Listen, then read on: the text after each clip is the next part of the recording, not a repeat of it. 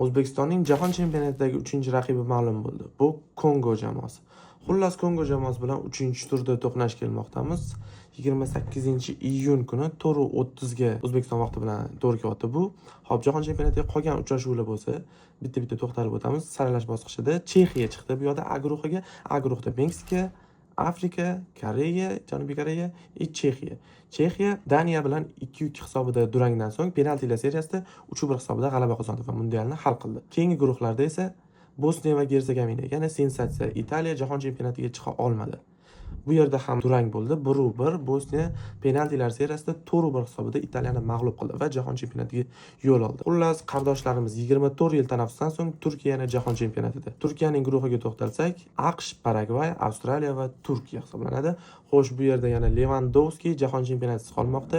Shvetsiya Polshani 3-2 hisobida mag'lub qildi va jahon chempionatiga F guruhidan joy oldi. Bu yerda Niderlandiya, Yaponiya, Shvetsiya hamda Tunis jamoalari o'rtasida bahs olib borishadi. Xullas, qiziqarli uchrashuvlar bo'lib o'tdi. O'z taxmininglarni yozib qoldiringlar. Qanaqa bahslar bo'ladi guruhlarda? O'zbekistonning natijalari qanaqa bo'ladi jahon chempionatida? Xudo xolasa omad tilab qolamiz.